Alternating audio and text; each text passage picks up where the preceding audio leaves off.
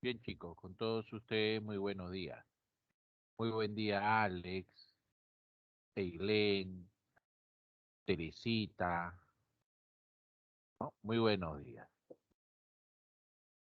Están incorporándose todavía tus compañeros, ¿ah? Hay 25 alumnos en el aula. A ver,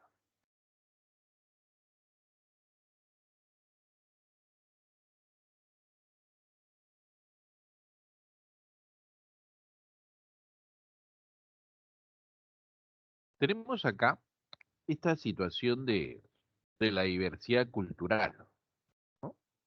Entendiéndose por cultura, bueno, diversidad cultural y partidos políticos. Vamos a comenzar primero a recordar lo que es partidos políticos. Vamos primero con eso. Acá tenemos a la población peruana, toda la población peruana. Esta población, mediante el voto, escoge al gobierno, entendiéndose por gobierno a ese grupo de personas que está en el poder. A eso se llama gobierno. Grupo de personas que están en el poder. ¿Está bien?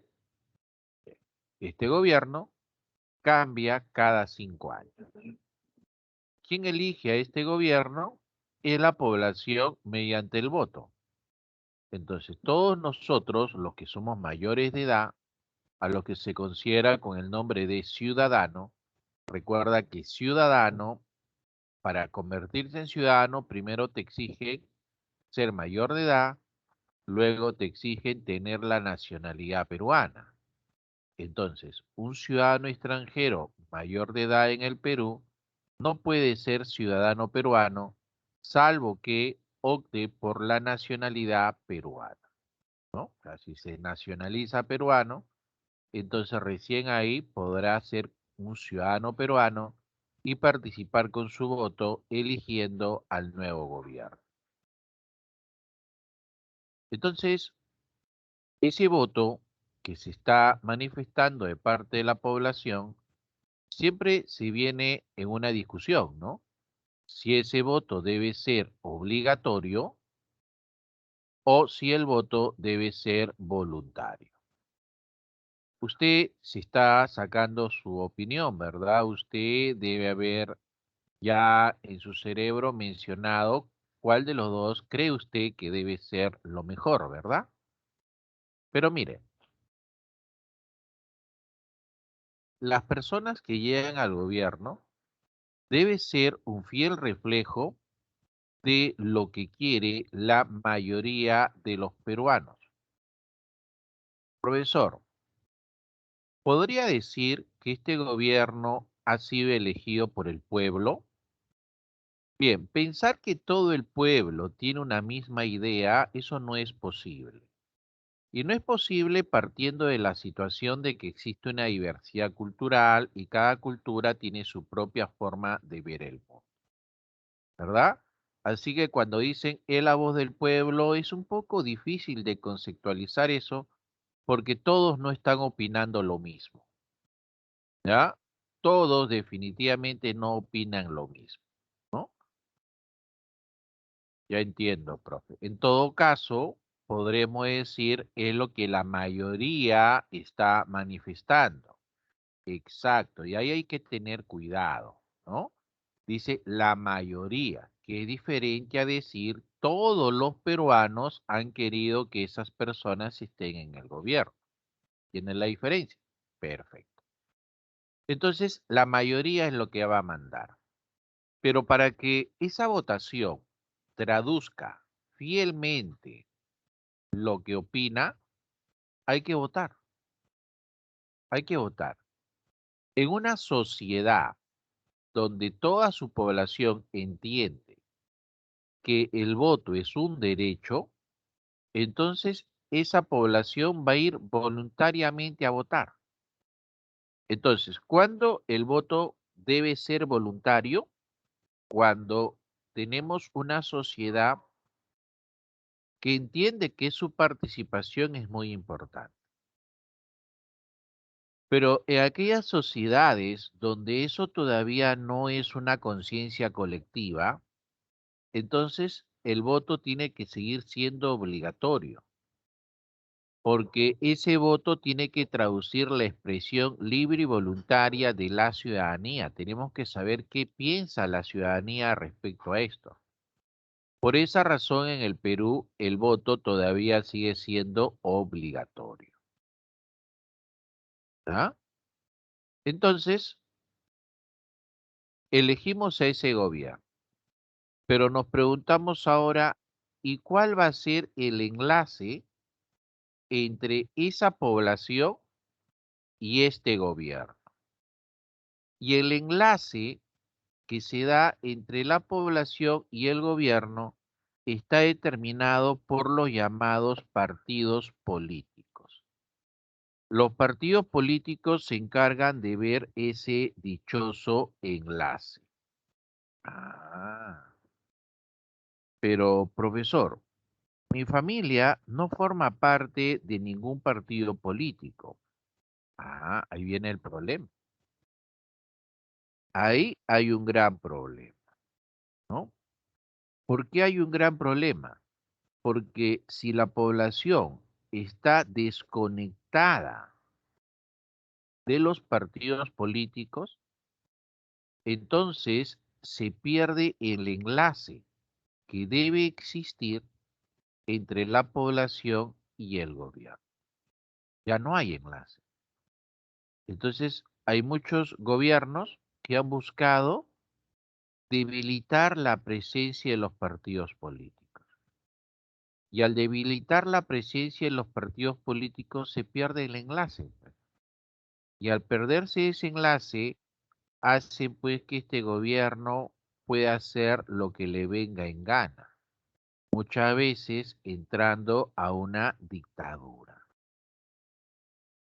Ah, entonces los partidos políticos, al ser la representación de la población, al ser la agrupación de la población en base a una ideología determinada, va a ser muy importante para mantener la democracia en los países.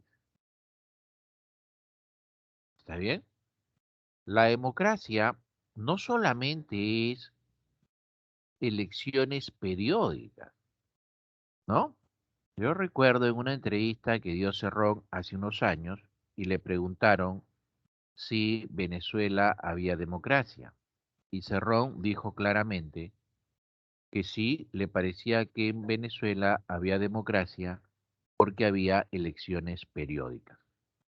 Eso obviamente preocupó bastante, porque usted revise la teoría más elemental y la democracia no solamente es eso. La democracia tiene varios componentes.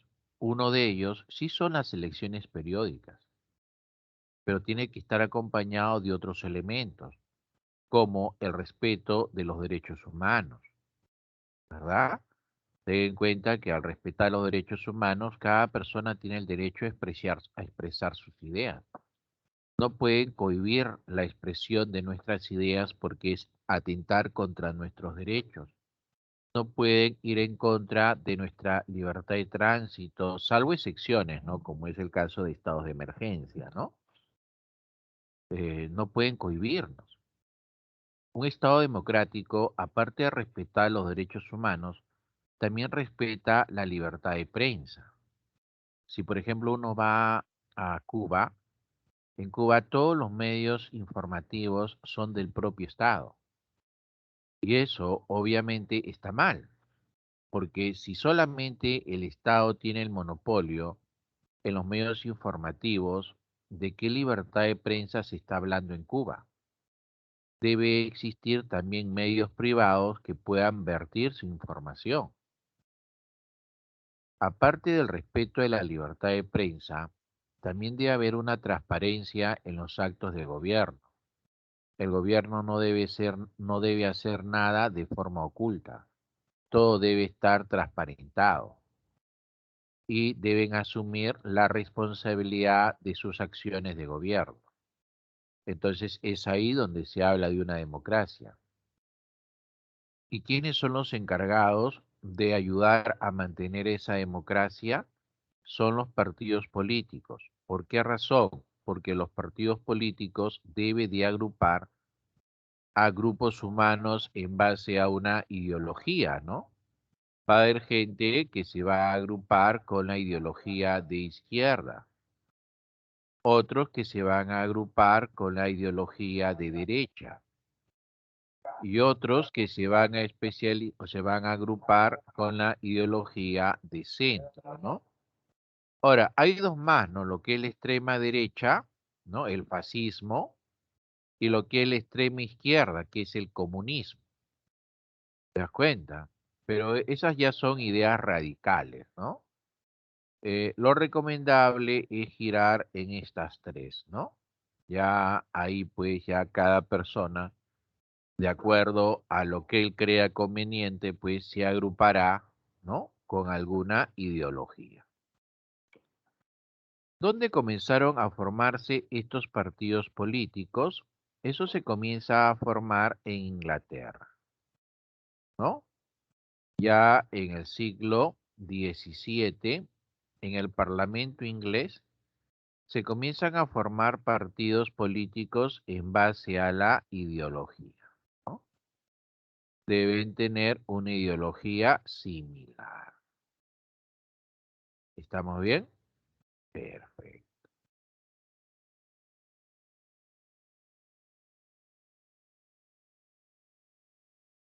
Acá tenemos a un grupo de presión que hay que diferenciarlo de un partido político. ¿Cuál es la diferencia? Cuando se habla de un grupo de presión, se habla solamente de un grupo de personas que tiene intereses comunes, que busca en generar influencia en las decisiones de gobierno, ¿no? Ahí tenemos los sindicatos, los estudiantes, las iglesias, ¿no? El grupo de feministas, ¿no? Y así, ¿no? Diferentes grupos. Esos no son partidos políticos. Esos son grupos de presión. Los grupos de presión solo buscan generar influencia en las decisiones que el gobierno tome. Con respecto a los partidos políticos, hablamos ahí de todo un conjunto de personas con intereses en común, ¿no? Parecido, ¿no?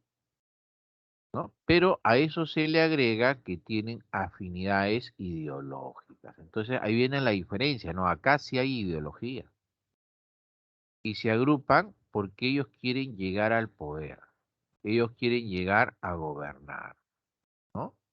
Entonces su objetivo de los partidos políticos es llegar al poder. Pero una vez que llegan al poder hay que tener mucho cuidado. ¿Por qué? Porque muchas veces estos partidos políticos que llegan al poder quieren copar toda entidad del Estado. Meten a su gente a las empresas del Estado, meten a su gente a las entidades que el Estado tiene. Y ya cuando meten gente a toda entidad del Estado, eso es peligrosísimo, porque eso de ahí ya va en una situación de dictadura, ¿ya? Eso de ahí ya va a una situación de dictadura. Ya, profesor. Perfecto, ¿no?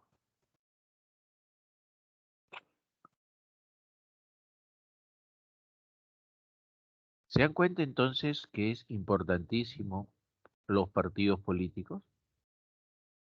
Pero ¿qué pasa acá en Latinoamérica? Porque no es algo que solamente pase en el Perú. El problema de Latinoamérica es que los partidos políticos se asocian a escándalos de corrupción, ¿no? Entonces los partidos políticos han sido desdibujados. Entonces ya la gente no cree en partidos políticos y la gente pues opta por partidos nuevos, ¿no? Por grupos nuevos. Entonces mira, por ejemplo, el señor Castillo, que se ha convertido en el presidente del Perú, sale de un grupo nuevo que es Perú Libre, ¿no? Y así revise a Alejandro Toledo, Ollanta PPK, ¿no? El único, pues, que rompió eso en estas últimas épocas fue Alan García, ¿no? Que se volvió segunda vez presidente del Perú, ¿no? Pero se volvió segunda vez presidente del Perú casualmente porque en el Perú todavía no hemos aprendido, ¿no? Somos catalogados como una democracia joven, a pesar de que tenemos ya 200 años de independencia, ¿no? A pesar de que ya tenemos 200 años de independencia, todavía somos una democracia joven. Y se demuestra que somos una democracia joven en base a la cantidad de partidos que se presentan en una elección. En el Perú todavía existe la famosa atomicidad partidaria. La atomicidad partidaria es cuando se presentan alrededor de 15 a 20 partidos políticos en una elección. En el Perú, en las últimas elecciones presidenciales se han presentado, no recuerdo bien si es 17 o 18 partidos. Es demasiado, demasiados partidos. Si solamente hay centro, izquierda, derecha extrema, izquierda extrema, 5 tipos de agrupaciones, ¿por qué en el Perú se presentan de 17 a 18? Es bastante. Por eso cuando se dan las elecciones, ningún partido obtiene la mayoría absoluta, ¿no? Por ejemplo, el señor Castillo tuvo una votación en primera vuelta del 19% y la señora Keiko tuvo en primera vuelta una votación del 13%. ¿Se da cuenta? 13%. ¿De qué estamos hablando? O sea, en ambos casos son grupos minoritarios. ¿Te das cuenta? Cualquiera de los dos que hubiese llegado a la presidencia no contaba con la aprobación de todos los peruanos. En este caso llegó Castillo. Pero Castillo se ha convertido en presidente del Perú, no porque realmente la población peruana quiera que Castillo llegue a la presidencia. Él no ha sido presidente porque el pueblo lo ha querido. Eso es falso.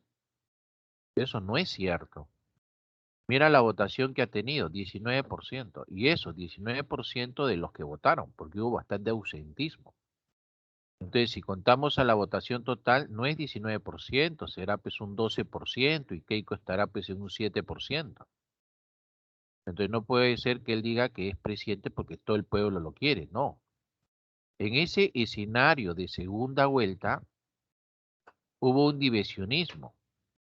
La gente en su mayoría, bueno, un poquito más, porque la diferencia no ha sido mucha entre ambos, ha sido muy reñida, un poquito más han votado por Castillo.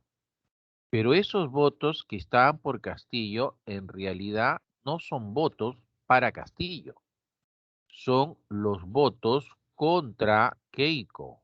Y eso se analizó a nivel internacional, el famoso antivoto. Entonces los que votaron por Castillo se vieron obligados a votar por Castillo porque no querían votar por Keiko, ¿verdad? Porque lo asocian al gobierno de su padre, una dictadura. Y los que votaron por Keiko, los adicionales votos por Keiko, fueron votos en contra de Castillo. O sea, acá se dio una figura del antivoto. Entonces, lo mismo hubiese pasado si Keiko llegaba a la presidencia, ¿no? Keiko hubiese llegado a la presidencia no porque la gente votara por Keiko, sino porque estaban votando contra Castillo. Eso es lo que ha pasado en el Perú. Ah, entonces, y eso nosotros lo hemos generado porque todavía no queremos participar en partidos políticos, nos mantenemos al margen. Y esto de acá siempre nos va a seguir pasando mientras no tomamos la decisión de formar parte de algún partido político. ¿Ah? ¿Qué partido político puede estar usted? El que usted desee, ¿no? Eso ya cada uno lo decide, ¿no? Cada uno decide qué partido político debe participar. A ver, si usted, por ejemplo, es de derecha, ¿qué significa ser considerado de derecha? Ser considerado de derecha significa que usted considera que el mercado es el mejor asignador de recursos, ¿ya? Y respeta los derechos humanos. Acá usted tiene a los liberales, pero también puede tener a los conservadores. ¿Ah? Los conservadores se le dice así porque ellos conservan las costumbres, ¿no? Entonces, si al gobierno llega alguien de derecha, pero es conservador, para que se haga una idea, y se le presenta pues la idea de matrimonio homosexual, los conservadores pues nunca lo van a aprobar, ¿no? Porque los conservadores conservan la forma de vida que se tiene. Ahora, ser de izquierda, ¿qué significa? Significa que considera que el Estado debe tener bastante participación en el mercado, ¿no? Debe tener bastante participación en el mercado. Ah, entonces es ahí, por ejemplo, donde crean empresas estatales, ¿no? ¿No? O sea, los socialistas pues consideran que es el Estado quien debe regir, ¿no? Y tienen como representante pues a Carlos Marx. Pero también hay que entender que Carlos Marx prácticamente dedicó su vida a criticar al capitalismo. Entonces, en todas las obras que hace Carlos Marx encontramos la crítica al sistema capitalista, ¿no? El sistema capitalista está en derecho. Ahora, los que se consideran de centro consideran también que el mercado es el mejor asignador de recursos, pero que el Estado debe participar ayudando a la población, a los que más necesitan. Ahora, los extremos, ¿no? Por ejemplo, los comunistas.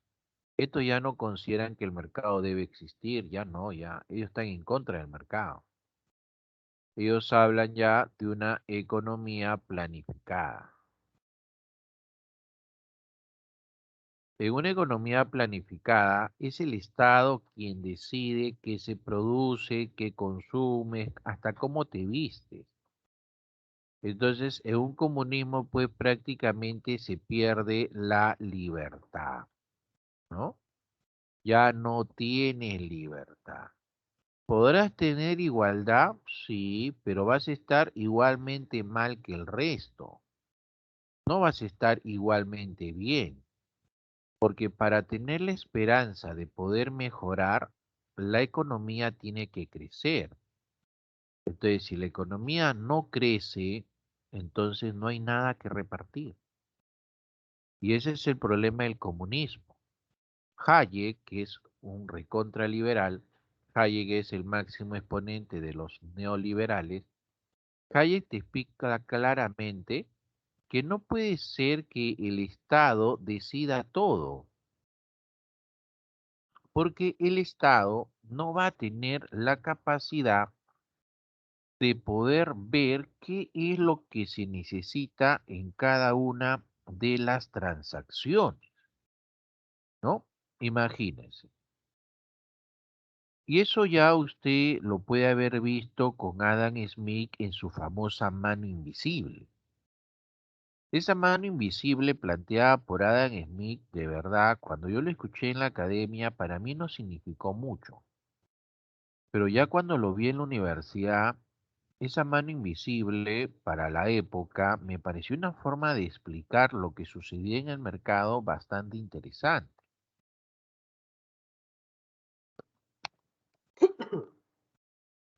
Usted, por ejemplo, váyase hoy día, antes de dormir, siéntese ahí al costado de su cama y comience a pensar en todo lo que Lima necesita mañana. Si usted se pone a pensar en todo lo que Lima necesita mañana, pues no va a poder. Se va a volver loco, porque son millones de transacciones que se tienen que dar. Nosotros no podríamos hacer eso. Mejor nos vamos a dormir y cuando nos levantemos vamos a encontrar todo lo que Lima necesita. Y lo vamos a encontrar porque todo mundo va a hacer las cosas en base a su propio interés. Y en esas millones de transacciones, obviamente, pues, lo van a hacer en base al poderío que tenga cada uno, ¿no? Profesor, ¿será justa o no será justa la transacción? Está bien difícil de demostrar eso, pero lo más cercano en todo caso a la justicia es dejar que cada uno interactúe.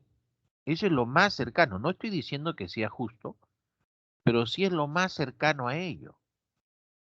Porque si usted dice renuncia a esa situación que los agentes económicos actúen en plena libertad y usted hace que sea un solo Estado el que decida lo que es justo y lo que no es justo, definitivamente eso se aleja rotundamente a lo que es justicia.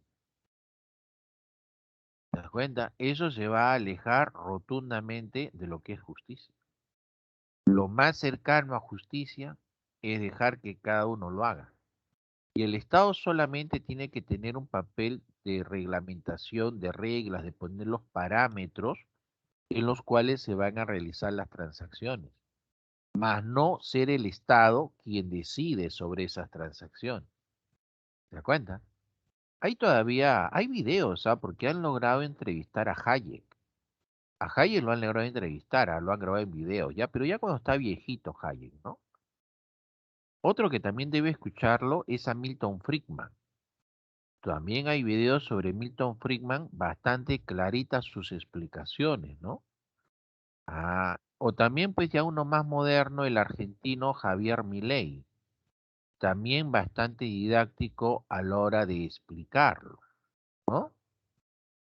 Todos ellos son de tendencia liberal. Profesor, ¿y a Keynes? Bueno, no he encontrado videos sobre Keynes, pero Keynes sostiene pues que el Estado debe participar en épocas de crisis, ¿no?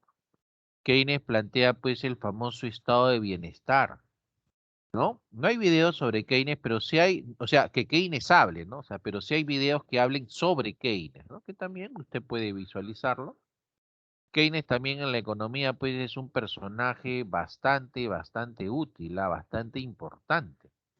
Keynes pues era un personaje de 1,98 m, altote Keynes, de bigote, de ojos color avellana, de una capacidad oratoria bárbara, una capacidad de hablar pues importantísima, tanto así que lo contrataban para hacer, negociar empréstitos, ¿no?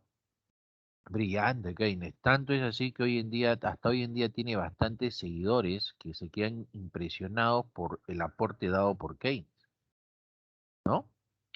Ahora, también si algún día usted se pone a leer sobre Keynes, pues va a ver, algunos lo critican, ¿no? Porque Keynes era homosexual, ¿no? Y dicen que era un homosexual promiscuo hasta que se casó, ¿no? Se casó con una rusa, ¿no?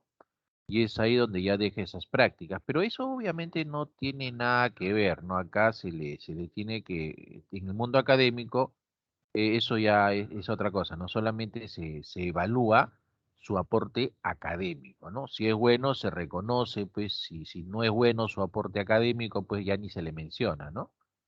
¿Está bien? Ya, profesor. Un ratito están tocando la puerta.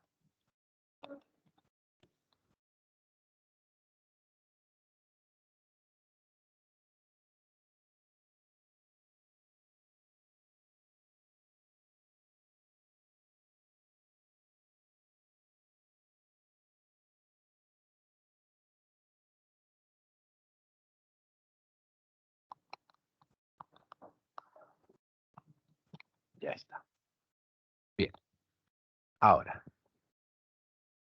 en derecha En derecha, pues, son los que consideran que el mercado es el mejor asignador de recursos, pero a ellos le asignan un grupo de civiles que actúa de forma como si fueran militares para hacer cumplir sus ideas, para imponer sus ideas. Por eso, pues, que ser extrema derecha y ser extrema izquierda, bueno, es mi opinión, ¿no? No creo que no creo que sean buenos, ¿no? Entonces, pero sí oscilar entre este rango, ¿no? Entre este rango. Ahí creo que sí, ¿no? Bien.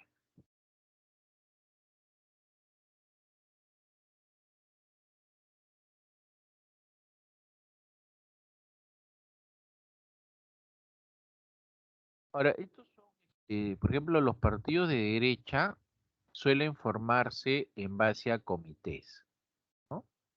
Donde hay un número reducido de personas que dirigen el grupo, ¿no? Lo dirigen, ¿no?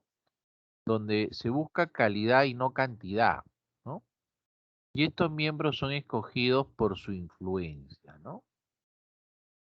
Ahora, la sección es básicamente para los partidos que son socialistas, ¿no? Socialistas, llamados los partidos de las masas, ¿no? Ahí pues ellos prefieren cantidad, ¿no? Donde van preparando pues a todo un grupo masivo de personas, ¿no? Es un grupo más compacto. Estos son los de extremos, pues, ¿no? La milicia es la extrema derecha y la célula pues es la extrema izquierda, los comunistas, ¿no? Estas ya son pues radicales, ¿no? Y con los radicales pues de verdad que es un problema. Ahora, ¿qué función tienen los partidos políticos? La primera función es la de establecer un puente entre los ciudadanos y el gobierno, ¿no? Ese puente se da porque las mismas personas forman parte de los partidos políticos y en esos partidos políticos eh, ellos se organizan y la situación que te da cuando te organizas es que te da poder, ¿ya? Te da poder. Ahora, aglutinan a los diferentes intereses de la sociedad, ¿sí? Aglutinan los diferentes intereses de la sociedad. Ahí está. Este es importante, ¿ah? Socialización política, porque acá te enseñan, o sea, cuando alguien está en un partido político desde muy joven, va aprendiendo de verdad muchas cosas, ¿ah? Le enseñan a dirigir reuniones, a participar, saben cuándo cortar, cuándo hablar, le enseñan a dirigir grupos, ucha, que es importante que los chicos entiendan que tienen que formar parte de un partido, ¿no? No con la figura de ver la situación de la corrupción, ¿no? Con la figura de limpiar los partidos de la corrupción, ¿no?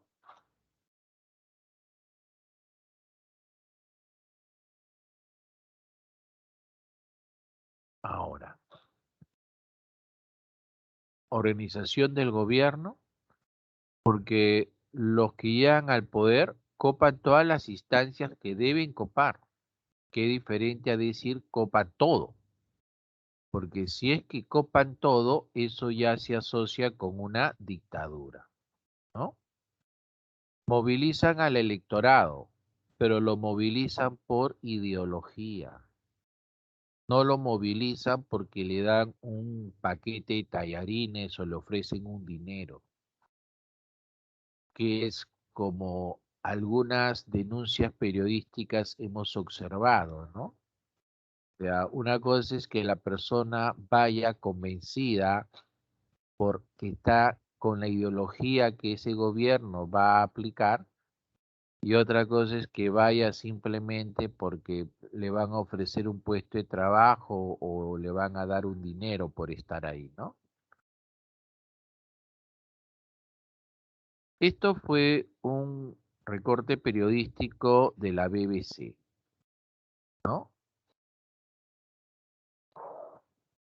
Entonces, en la BBC catalogaron esta situación de un verdadero escenario de pesadilla. El peruano vive una pesadilla, ¿no? Y mira lo que ellos dicen, ¿ah? ¿Qué antivoto ganará? ¿Qué antivoto ganará?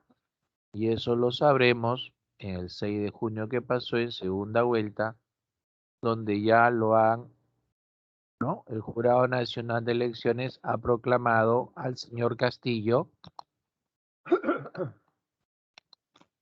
como presidente del Perú, ¿no? Y bueno, ya es presidente, así que hay que respetarlo, porque el que es presidente de la República tiene una alta investidura. No por la persona que está ahí, sino por lo que significa ser presidente del Perú, ¿no? Así que la investidura del presidente no hay que mancharla, hay que respetarla, hay que tener cuidado con lo que se expresa, ¿no? Podemos estar en contra de lo que pueda hacer, sí, pero las opiniones se pueden manifestar, pero sin ofender a la persona que es presidente de la República, ¿no? Tampoco ofender a la primera dama por la investidura que representa. ¿Está bien? Entonces no hay que confundir, pues. La persona puede no estar de acuerdo con quien ha llegado al gobierno y puede manifestar sus opiniones alturadas, obviamente, pero no podemos caer en la ofensa del presidente porque eso sería ofendernos a nosotros mismos, ya que el presidente de la República personifica a la nación, ¿no? Entonces, en este caso, el señor Castillo, que está en la presidencia de la República, él personifica a toda la nación peruana, por lo tanto, esa investidura merece el respeto de todos nosotros. ¿Está bien? Ahora, en el caso de la llamada convivencia democrática, ¿hasta ahí estamos bien, muchachos? ¿Sí? Era necesario hablar de estos partidos políticos porque no se había tocado, ¿ya? No se había tocado.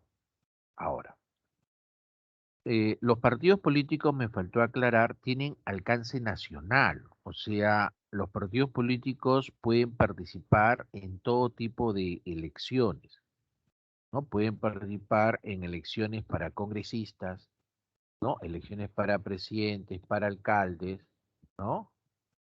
Y bueno, para todo tipo de elección, ¿sí? Un ratito, muchacho, va a tomar un poco de agua, ¿ya?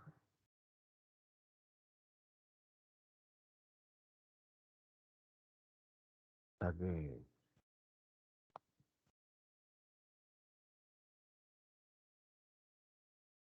a ver, un momento. A ver, en esta situación de la convivencia democrática, ¿no? En esta convivencia democrática debemos aprender a vivir con el diferente, ¿no? Con el diferente. Para eso debemos entender que debemos actuar en base al respeto de las normas. O sea, esas normas es el parámetro que vamos a tener para poder desenvolver. Reconocer a la vida como el valor supremo porque con la vida podemos hacer todas las cosas, ¿verdad? Es como cuando te decían en derechos humanos, usted tiene derecho a la educación, pero para educarse usted tiene que alimentarse, pero para que pueda alimentarse usted tiene que tener vida. Pero también a eso le sumaríamos que para que usted tenga vida tiene que respetarse su derecho a la integridad, porque cuando la persona es vulnerada en su integridad, ¿no? Cuando la persona es vulnerada en su integridad, esta persona corre riesgo su vida. Entonces, toda persona tiene una integridad física, psicológica, espiritual, a la cual se le debe respetar, ¿no? También esa persona tiene que tener participación y cooperación, o sea, no puede ser un ser solamente individualista, sino debe ser un ser que participe en la sociedad. Recuerda esta definición de ciudadano. Ciudadano es la persona de la ciudad. Ciudadano es la persona que reconoce los diferentes problemas sociales, que participa, que aporta soluciones y participa en los mismos. O sea, no es una persona que esté aislada del resto, ¿no? Es una persona que continuamente está participando en la solución de los problemas que nuestra sociedad se da, ¿no? No sé si usted ha visto, por ejemplo, a los mismos vecinos que se organizan y ponen los famosos rompemuelles, ¿no? Porque a veces, pues, los mototaxis, los carros pasan por la zona a toda velocidad y eso es muy peligroso porque puede ocasionar accidentes fatales, ¿no? Entonces los vecinos se organizan, coordinan con la municipalidad y ponen los famosos rompemuelles, ¿no? Entonces ahí están los vecinos participando, aportando soluciones, ¿te das cuenta? Y lo otro también que dice disponibilidad a la reconciliación y al perdón en el ámbito familiar, social y nacional. Entonces, en esta situación, pues, tiene que haber compromiso para poder salir de esa situación, ¿no?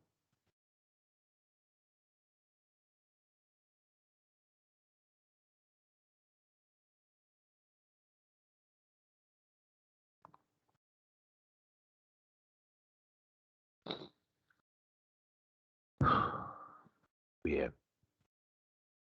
A ver, con esta situación de la disponibilidad a la reconciliación y perdón, acá tiene que pasar tiempo, pues, o sea, no es que se perdonen rápidamente, ¿no?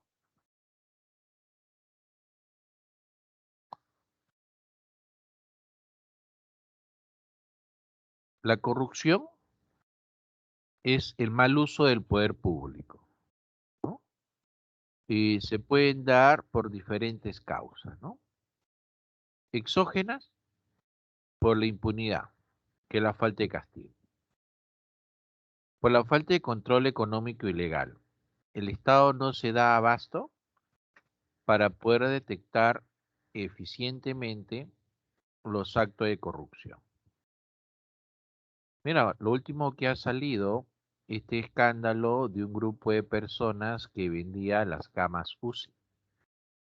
Eso es gravísimo, ¿no? Eso es gravísimo, porque ahí solamente estaban entrando entonces las personas que tenían poder económico. Y el que no tenía dinero estaba condenado a no entrar a esas camas UCI, ¿no? El entrar a las camas UCI te daba una opción de poder salvarte la vida. No te la garantizaba, pero por lo menos la persona tenía una opción de poder luchar por su vida. Entonces, si no tenía dinero, no podía entrar. O sea, es gravísimo lo que han hecho estos señores. Entonces, yo me pregunto, ¿no? ¿Eso que han hecho estos señores no podrá ser catalogado como traición a la patria? Y recuerden que estamos en un estado de emergencia, que en otros países no le llaman estado de emergencia, sino le llaman estado de guerra.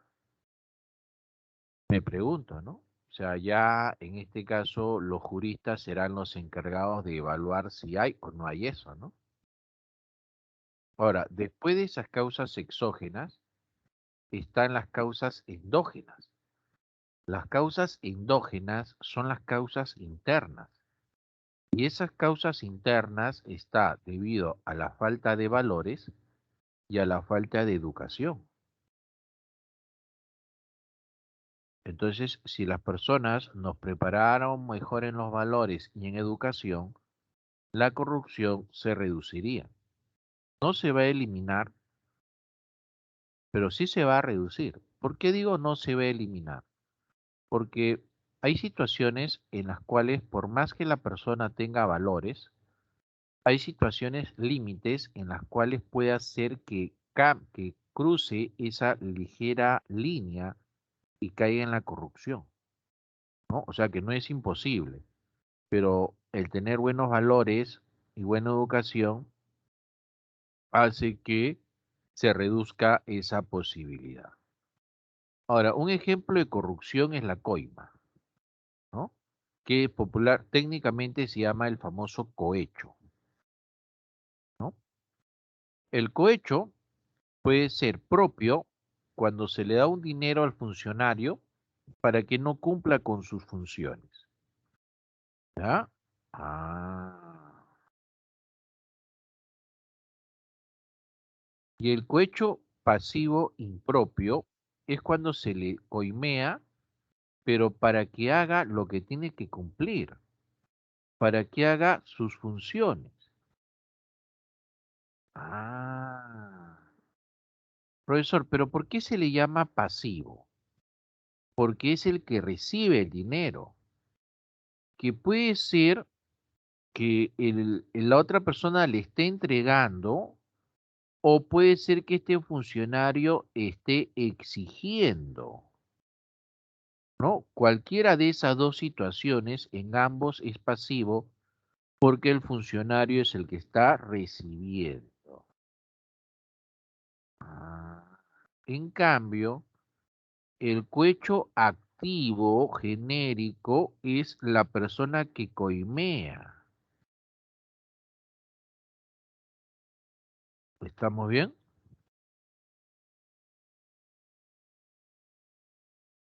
En el caso del peculado, el peculado es cuando el funcionario se apropia de un bien, usa para bienes particulares lo que le pertenece al Estado. Ejemplo, a un funcionario que se le conceda un vehículo para el transporte en su desarrollo de sus funciones, él agarre ese vehículo y lo utilice para transportar a su madre a la clínica, para llevar a su esposa al salón de belleza, para llevar a su hijo al colegio. Entonces, ahí le estaría dando un uso diferente al uso que se le ha asignado. Entonces, a esa persona se le declararía peculado doloso. Dolo es porque él tiene la responsabilidad y la intención de lo que ha pasado. Eso es dolo. Ha tenido la intención y la responsabilidad de lo que ha pasado. Culpa es cuando solo tiene la responsabilidad. ¿Ya? Culpa es cuando solo hay responsabilidad. Ejemplo, un jefe de compañía de bomberos, a su cargo le ponen toda la maquinaria y herramientas que hay y una de ellas se pierde. Entonces, él no ha tenido la intención de que se pierda, ¿no? Pero como está bajo su cargo y se ha perdido, a esta persona lo pueden acusar de peculado culposo, ¿ya? Culpa es responsabilidad, pero no intención. Dolo es responsabilidad y también intención, ¿no? La diversidad cultural involucra la variedad de culturas que existen dentro de un determinado territorio, ¿ya? Variedad de culturas que existen dentro de un determinado territorio. Entendiéndose por cada cultura es patrón de conducta socialmente aprendido. Eso es cultura. Y al tener ya usted un patrón de conducta, es como si estuviéramos dentro de una tela de araña, ¿no? O sea, bueno, no tela de araña, sino bajo un formato, ¿no? Entonces, sobre ese formato vamos a desenvolvernos. Entonces, ¿cómo es usted? Es de acuerdo a su cultura. Y esa cultura lo ha moldeado o ha sido moldeada en base a las interacciones que usted ha tenido con sus padres, hermanos, colegio, su entorno, pues. Su entorno le da una cultura. En mismo Lima, muchachos, hay microculturas. En el mismo Lima hay microculturas. Y usted lo va a notar cuando usted ingrese a la universidad. Cuando usted ingrese a la universidad, usted va a ver todas las culturas. El mismo Pitágoras, recuerdo que decíamos, ¿no? O sea que cuando estábamos en los diferentes locales, ¿no? Los chicos que estaban en el local de Coma, San Juan de Lurigancho, San Juan de Miraflores, San Borja, ¿no? Tenían sus características particulares, ¿no? En cambio, el centro de Lima, Pitágoras, el local central, centro de Lima, pues decíamos, ahí están todas las sangres, ¿no? ¿Por qué? Porque Pitágoras, centro de Lima, registraba pues alumnos de todos los lados de Lima, ¿no? Y de todas esas microculturas que existen. Entonces, por eso decíamos, toda la sangre está en el centro de Lima, ¿no? Dictar en el local de Lima, pues era diferente a dictar en los locales colaterales, ¿no? Era diferente. Entonces, es que existe una variedad de culturas. En el Perú, Perú es un país con diversidad cultural. Específicamente somos un país multicultural y pluricultural. Pluricultural porque son varias culturas nativas y multicultural porque son varias culturas migrantes. Entonces en el Perú ha ocurrido una mezcla. ¿Ah?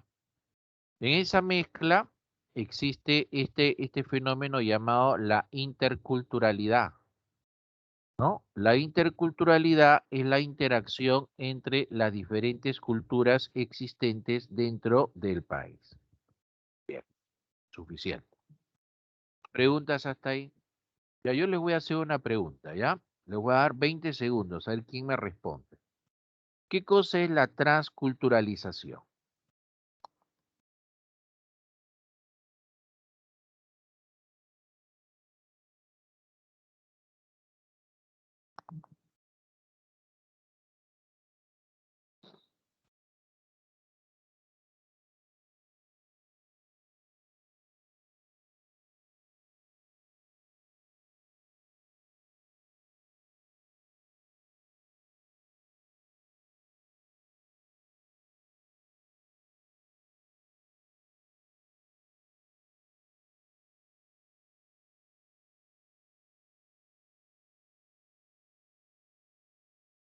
Ya están respondiendo. Ahí está José, Alex, Joel, Daniela.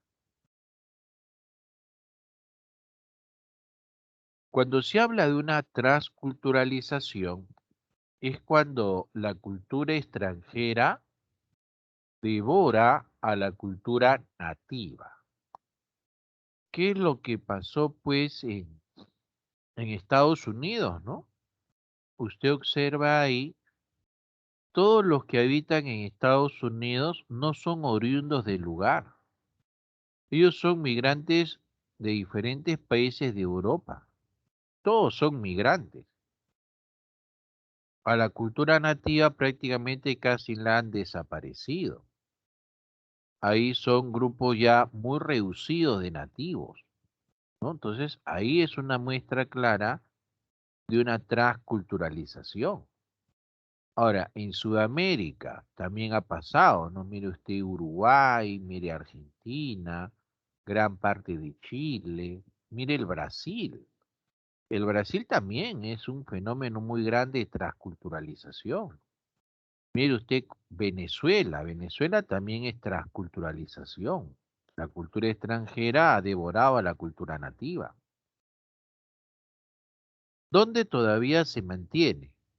En Bolivia, en Perú, una parte de Chile, Ecuador, ¿no? Una parte de Ecuador, ¿no? Una parte de Colombia, ¿no? Pero en lo demás ha ocurrido me faltó Centroamérica. México, Honduras, Guatemala, El Salvador, ahí también se mantiene. ¿Y sabe por qué se mantiene ahí? Porque justo en esos lados, a las culturas que existían antes de la llegada de los europeos eran culturas fuertes, ¿no? Acá estaba el Inca, ¿no? El Inca que agrupaba pues Perú, Ecuador, Chile, ¿no? Una parte de Bolivia. Y en Centroamérica pues estaban los mayas, los aztecas, que eran culturas fuertes. Entonces, a pesar de que han llegado, estas culturas han logrado pues perdurar, ¿no? Y otro factor pues también era que los que llegaron los españoles pues no aniquilaban, ¿no? Sino ellos optaban por mezclarse, ¿no? Eso también favoreció. Diferente pues a la cultura que llegó a Norteamérica, donde ellos no querían mezclarse, ellos aniquilaron, ¿no? Diferente. Entonces, ¿está claro qué cosa es la figura de la transculturalización? Bien,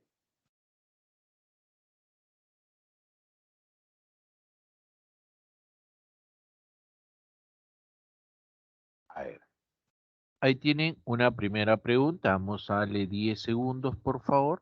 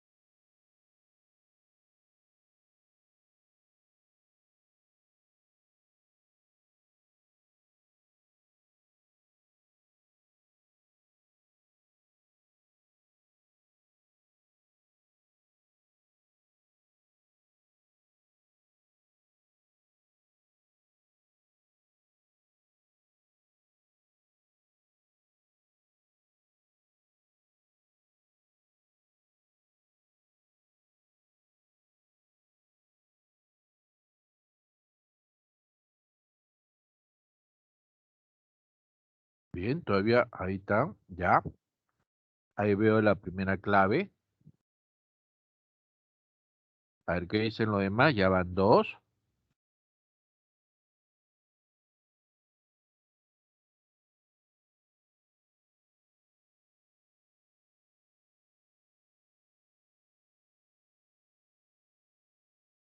Tres. Ahí está Eileen, Cielo, Daniela. Van tres. Faltan dos. Mínimamente tienen que ser cinco. Ya está. Cuatro, cinco ya. Joel, Ale, José, ya, perfecto. Ahora vamos a ver cuál es la respuesta. Bueno, se saluda la participación, es muy bueno que ustedes participen. La pregunta dice, algunos pensadores sostienen que el fundamento de los derechos humanos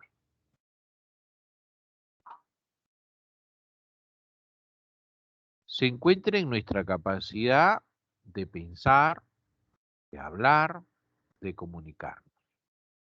¿Ya? Esto significa que las personas estamos dotados de racionalidad, que somos seres que argumentamos, intercambiamos puntos de vista, trabajamos en equipo, etcétera. Por ello, los derechos humanos cobran vigencia cuando consideramos que. Entonces, acá podemos ver, ¿no?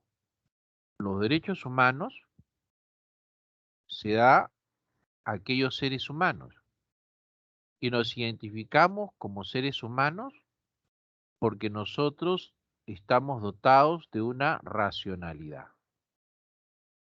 ya que en esa racionalidad nosotros pensamos, hablamos, nos comunicamos, ¿no?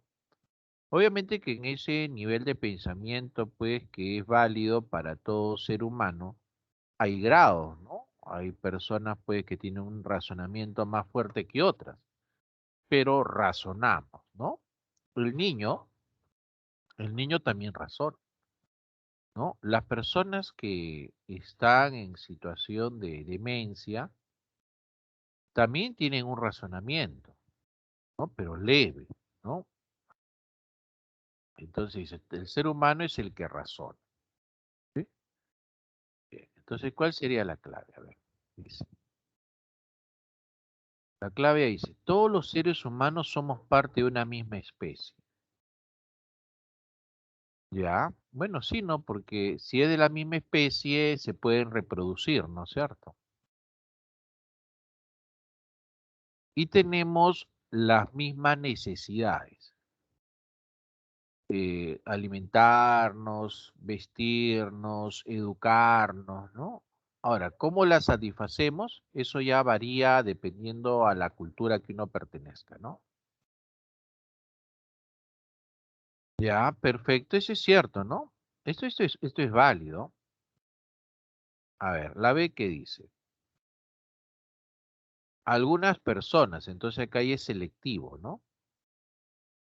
Carece, o sea, no tiene la habilidad de ser tomadas en cuenta en su debate. Ya, si eso pasara, acá se estaría hablando de una situación de discriminación, ¿verdad?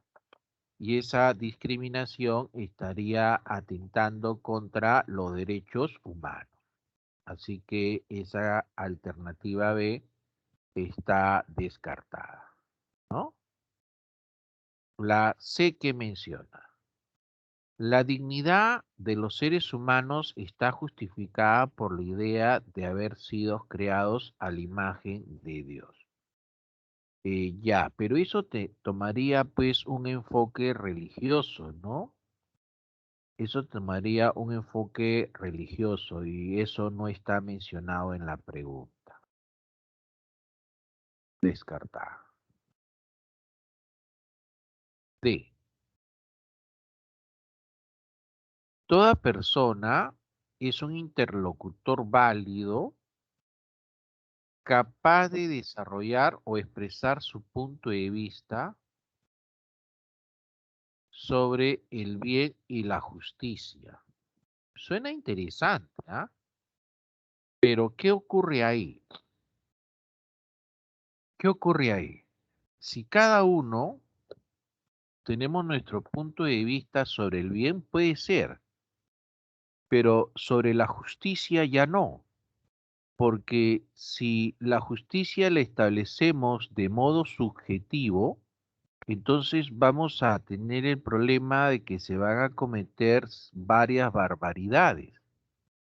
Recuerda que nosotros establecemos la potestad de administrar justicia a un tercero, ¿no? Y ese tercero es el Poder Judicial. Y ese Poder Judicial administra justicia en base a las normas que se están estableciendo, ¿no? ¿No? Por ejemplo, ¿no? Eh, Ustedes saben que Keiko Fujimori presentó bastantes recursos para que no se proclamara a Castillo como presidente, ¿no? Entonces puede parecer que no es correcto hacerlo, pero no es ilegal lo que ha hecho. O sea, al presentar esos recursos, Keiko ha actuado en base a lo que la normatividad establece que se puede hacer. Que pueda ser percibido como no correcto, eso es otra cosa, pero ha actuado dentro de lo que dice la norma, dentro de lo que la norma te permite actuar. Entonces, si acá cada uno establecemos una justicia diferente, entonces vamos a entrar en bastantes contradicciones. Entonces, la respuesta a la pregunta uno va a ser la alternativa A. 2.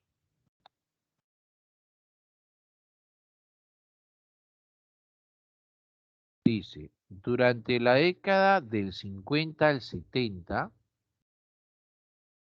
una de las consecuencias de la migración del campo a la ciudad del Perú fue la... Acá nos habla de una consecuencia. No nos está preguntando sobre una causa de la migración, sino nos pregunta sobre una consecuencia. Y una consecuencia al haber tantas personas es esta, la migración genera que las personas accedan a una mayor demanda de educación. Y acá se dio una migración masiva. Mira, por ejemplo, si acá está el centro de Lima, ¿no? La gente que vive en barrios altos, Lima cercado, ¿no? eh, son personas que han estado ya por varias generaciones en Lima, ¿no? De ahí viene la migración y se forman los famosos aros, ¿no? Por ejemplo, a la gente que vive en el Agustino, ¿no? La Victoria, ¿no? Esa gente es un poco más antigua. Si usted vive en el Agustino, la Victoria, por ahí, usted debe ser una, dos, tres, la cuarta generación que ya está en Lima. De ahí sigue viniendo más, ¿no? La gente que vive en Villa El Salvador, Villa María del Triunfo, Comas, ¿no? Los Olivos. Si su familia fue la primera que vino a esta zona, entonces usted debe ser la segunda o la tercera generación que ya está acá, ¿no? Y así pues se van formando, ¿no? Se van formando más. Entonces los que viven en centro de Lima, pues será pues, la quinta, sexta, séptima generación que ya está acá. Igual pasa con la gente que vive en el Callao, ¿no? ¿Te das cuenta? Entonces mira todo lo que hace la migración, ¿no? Entonces algunos dicen, no, mi familia siempre ha sido de Lima. No, no. Todos somos migrantes, ¿no? Se hizo un estudio, eso lo hizo Discovery en Lima, y sacó que el 60% de nuestra sangre, nuestro mapeo genético es nativo. El 35% es europeo. El 3% es asiático. Y el 2% es africano. Entonces ahí está nuestro 100%. Entonces nosotros somos una mezcla de todo. Pero fundamentalmente todavía ¿qué somos? Nativos. ¿Ah? Pregunta número 3. A ver, usted mismo es.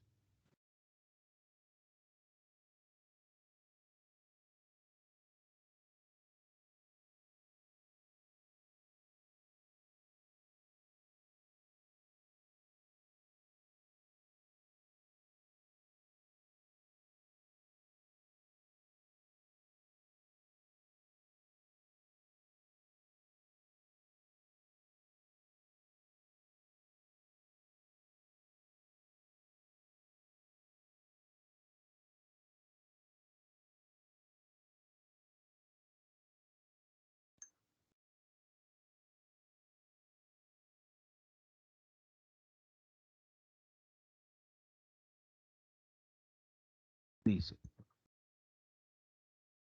frente a los muy elevados índices de criminalidad registrados en la ciudad de Chiclayo, el gobierno regional de Lambayeque y un gran número de organizaciones políticas y de la sociedad civil proponen llevar adelante una consulta popular por referéndum con el fin de recortar sustantivamente los derechos al debido proceso y la protección judicial efectiva a aquellos detenidos y procesados contra delitos del patrimonio. Eso es delicado, ¿ah? Eso es delicado porque la Constitución establece que no se puede recortar los derechos de las personas. No, eso no se puede someter a referéndum. Pero profesor, si son delincuentes, eso tiene que demostrarse en un debido proceso. Toda persona tiene derecho al debido proceso. Y si en ese debido proceso se demuestra que la persona es responsable de lo que ha ocurrido, entonces pues ahí ni hablar, pues, ¿no?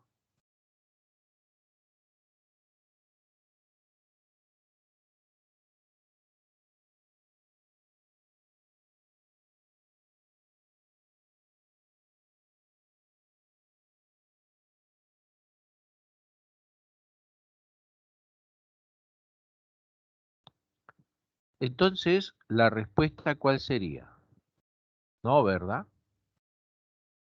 No. A ver, ¿qué me dice acá? No puede someterse a referéndum la supresión o disminución de los derechos constitucionales. Esto es correcto. ¿Y acá qué dice? No, la restricción de los derechos no puede realizarse por medio del referéndum, sino a través del plebiscito. No, porque en el Perú no está amparado la figura del plebiscito. ¿Ah? En el Perú solamente está amparado la figura del referéndum. Entonces la respuesta sería la alternativa A. 4. 10 segunditos.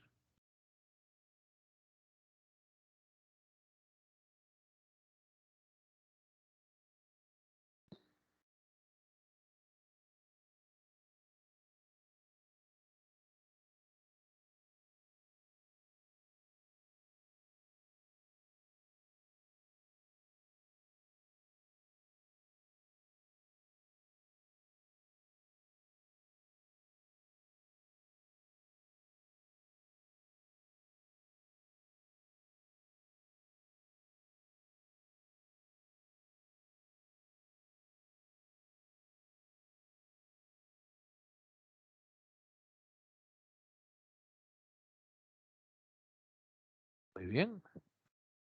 Vamos con esta pregunta.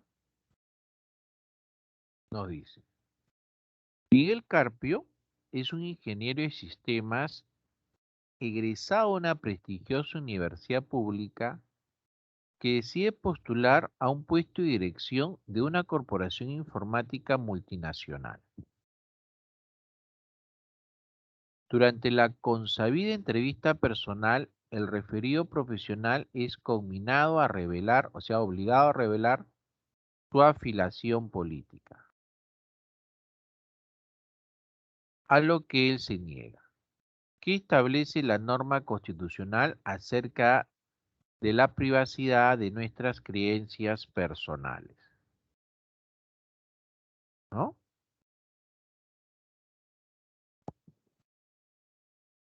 Eh, ¿Toda persona tiene derecho a conocer las ideas de sus futuros empleados? No, falso. Eso es rotundamente falso.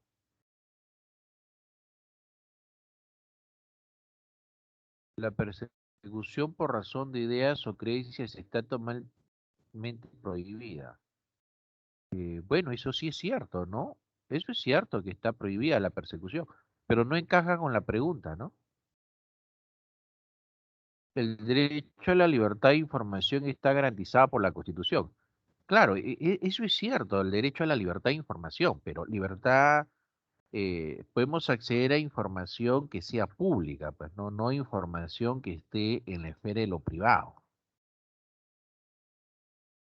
Toda persona tiene derecho a mantener reservas sobre sus convicciones políticas, eso es cierto, ¿no? Eso es cierto.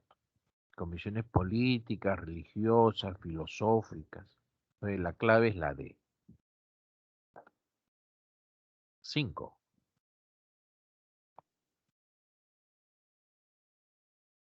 A ver, 10 segunditos.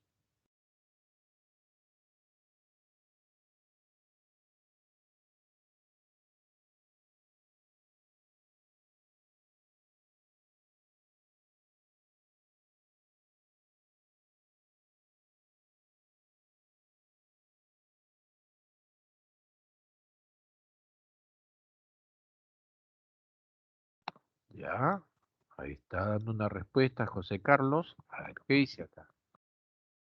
Se presentan los casos siguientes. Los pobladores de la región Callao solicitan la destitución de su gobernador. El gobernador era lo que antes se llamaba pues el presidente regional, ¿no?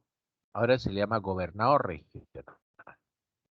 Recuerden que el gobernador regional es electo en votación popular, ¿ya? Es electo en votación popular. Se presentan los casos, los pobladores de la región Callao solicitan la destitución de su gobernador, así como la población ciudadana de Arequipa pide al jefe de autoridades políticas de la Oficina Nacional del Gobierno del Interior la salida del prefecto y subprefecto. Por tanto, los derechos de control ciudadana que ejercen respectivamente son. A ver, En el caso de la revocatoria es el derecho que tiene la población de poder retirar de su cargo a una autoridad que ha sido electa por el propio pueblo que se desempeñe dentro del ámbito local o regional, ¿no? Y ahí pues está el cargo de los gobernadores, ¿no? Entonces a ese gobernador se le puede aplicar una revocatoria. ¿Estamos bien? Ya.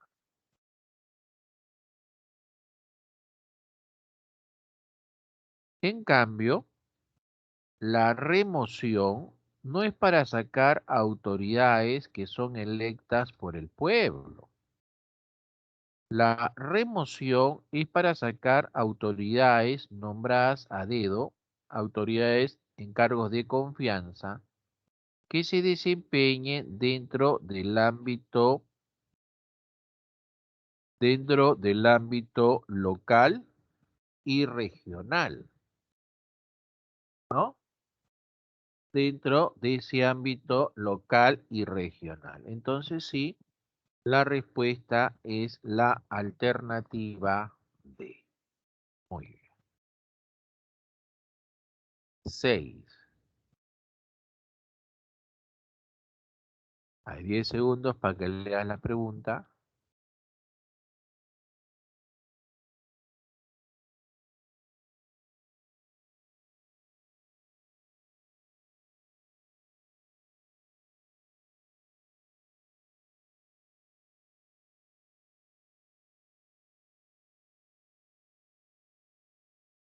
Dice, el alcalde del distrito de Lurigancho destina los recursos públicos de la construcción de diques de contención para proteger a la ciudad de probables inundaciones a asfaltar las calles de la ciudad, generándole un beneficio personal. El tipo de corrupción que ha incurrido la autoridad pública se trata de malversación de fondos. Se habla de una malversación de fondos cuando el dinero que ya había sido destinado a determinada obra, a determinada acción, ¿ya? Ahora se cambia y se direcciona a otra actividad. ¿Estamos bien? Entonces, por ejemplo, se había destinado dinero a hacer, no sé, pues un lugar donde van a estar los señores de la tercera edad, se le va a dar asistencia, etc. Ya está aprobado, ¿no? Y en vez de hacer eso, se utiliza el dinero para comprar de repente determinado número de camionetas para serenazgo. ¿Se dan cuenta? Ah, ya, profesor. Entiendo ese proceso.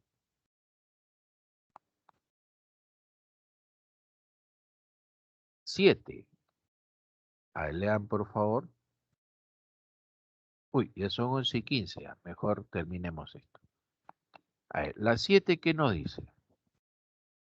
Organizaciones creadas con el fin de ayudar de una forma democrática a la determinación de la política nacional, a la formación y orientación de la voluntad de los ciudadanos. A eso se llama partidos políticos. 8. En una familia ven con preocupación que uno de sus miembros, de 30 años de edad, padece de deterioro mental grave, lo cual impide expresar libremente su voluntad y tomar decisiones adecuadas. Para este caso, un miembro de su familia puede solicitar la suspensión del ejercicio de sus derechos ciudadanos mediante una.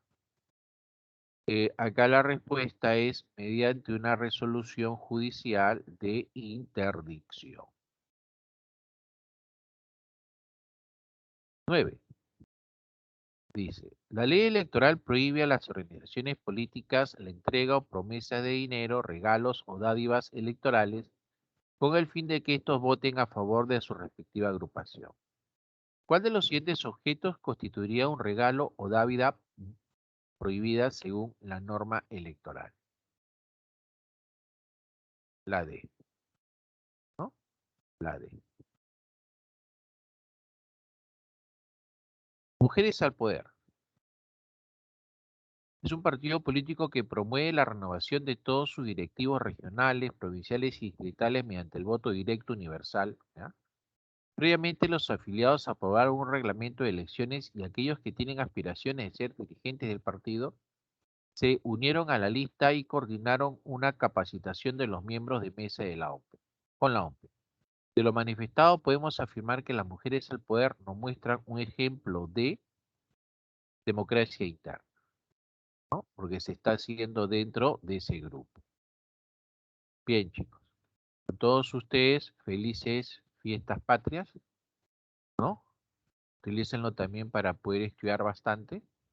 Ya nos vemos pues en el súper repaso, ¿no? Donde va a haber más preguntas para poder solucionarlas. Bien, chicos. Nos vemos, ¿ah? Un fuerte abrazo y cuídense bastante todos ustedes.